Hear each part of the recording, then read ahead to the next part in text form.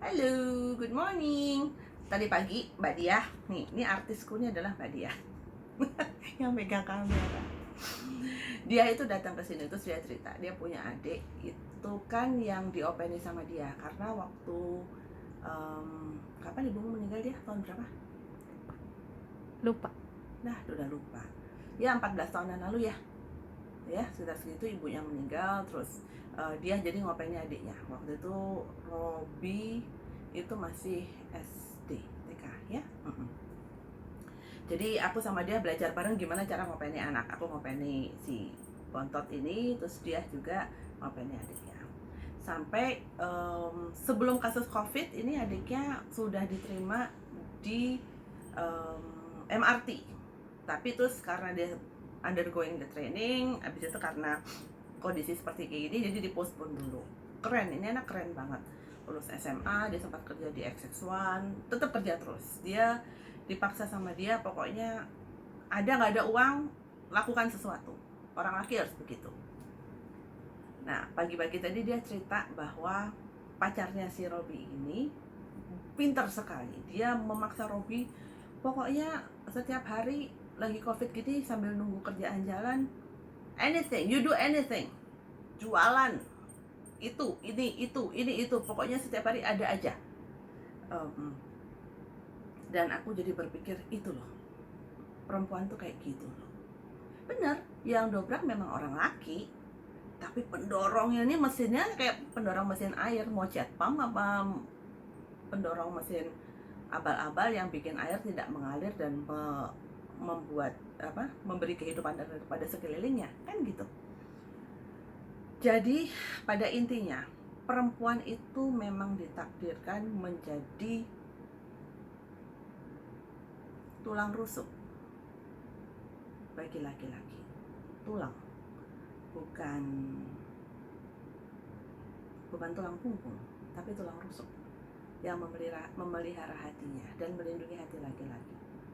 Tapi juga menjadi leher bagi laki-laki sehingga dia yang menggerakkan kemana laki-laki itu harus memandang. Bagaimana bisa menjadikan anak perempuan menjadi sehebat itu?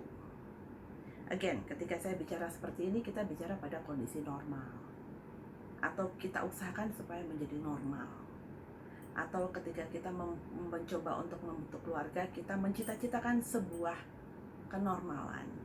Bahwa takdir berkata lain itu cara yang lain. Tapi secara normal, cinta pertama anak perempuan adalah bapak. Bapaknya kayak apa, kayak tingkah lakunya, bentuknya, wajahnya, pokoknya first love dari anak perempuan adalah bapak. Dan dia akan mencari laki-laki yang menyerupai citra itu. Hati-hati ya bapak-bapak ya, jangan bersikap sembarangan. Yang hancur bapak-bapak juga soalnya.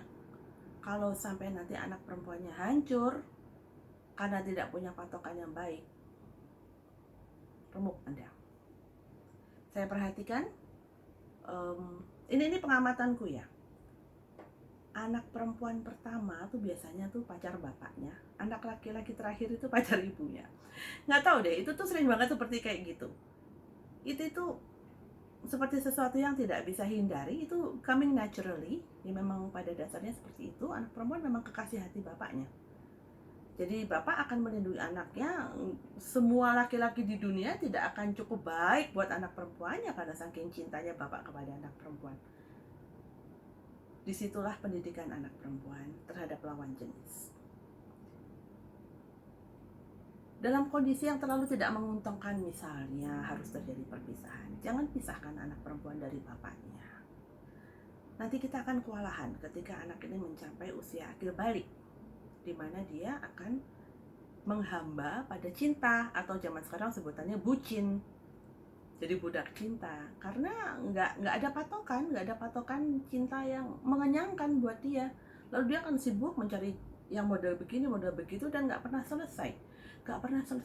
Seberapapun orang itu belajar, ketika dia punya hubungan yang tidak baik dengan bapaknya, itu akan menjadi hubungan yang tidak selesai. Harus diakui. Bentukannya bisa orang itu menjadi bucin atau menjadi terlalu dingin, tidak berani mencintai karena terlalu sakit buat dia untuk mencintai laki-laki. Walaupun kita tidak bisa mengandalkan kebahagiaan kita pada pasangan, tetapi faktanya manusia itu adalah makhluk yang butuh dipenuhi cintanya oleh lawan jenis.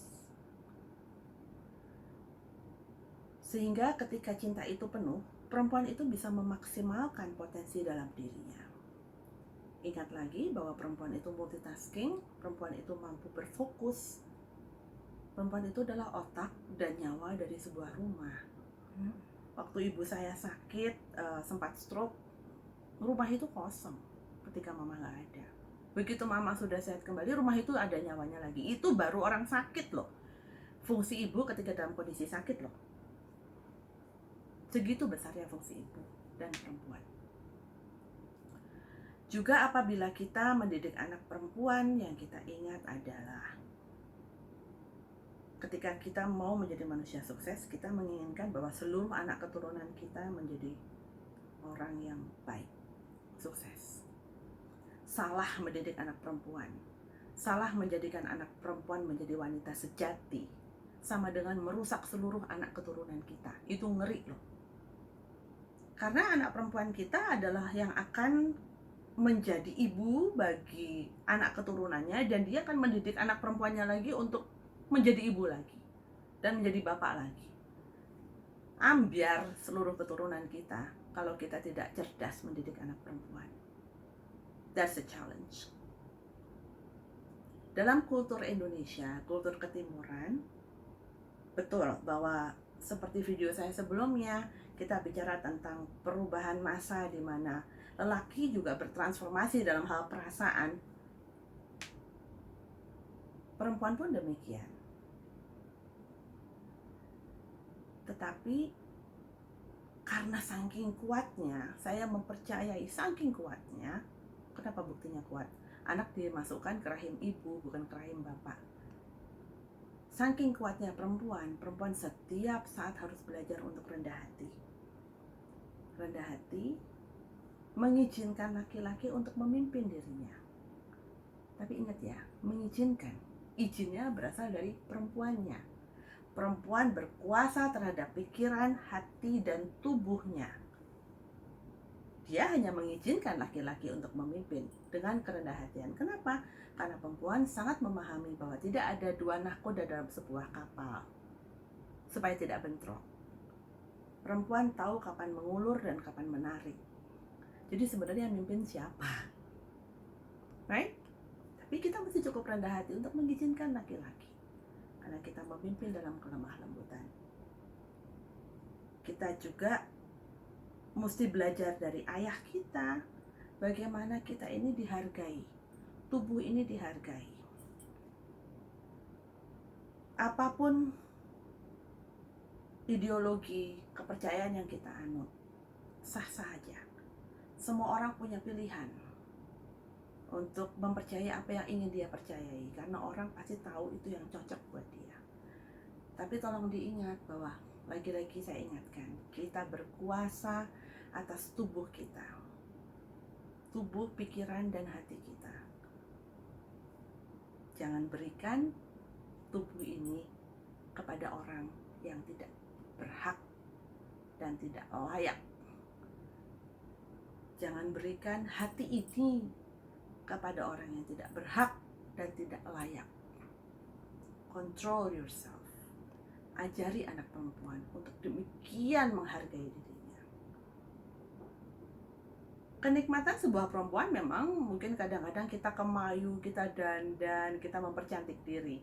Lakukan itu first, bukan untuk siapa-siapa. Do it for yourself. Lakukan buat dirimu sendiri. Cantik buat dirimu sendiri. Karena yang kita lihat tuh diri kita sendiri. Kenapa kita berolahraga? Karena sampai mati yang menemani kita tuh badan kita loh. Not even our parents, not even our spouses, not even our kids. Tidak dari mereka. Yang menemani kita adalah tubuh kita. Jadi sah dong untuk kita mencintai diri kita, budi saliro, kita merawat tubuh, terlihat cantik dan menarik. Bukan sibuk untuk menarik lawan jenis untuk suka pada kita. Kalau mereka suka ya terserah aja, mereka punya mata. Tapi kan kita tidak bermaksud demikian.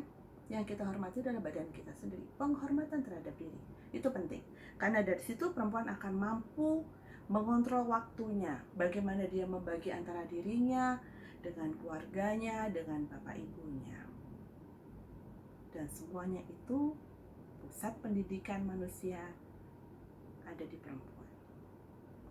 Jadi saya mengerti kenapa zaman sekarang menteri perempuan makin banyak, karena rupanya kita makin sadar bahwa perempuan mampu melakukan banyak hal dengan kecerdasan intelektual dan kecerdasan hati.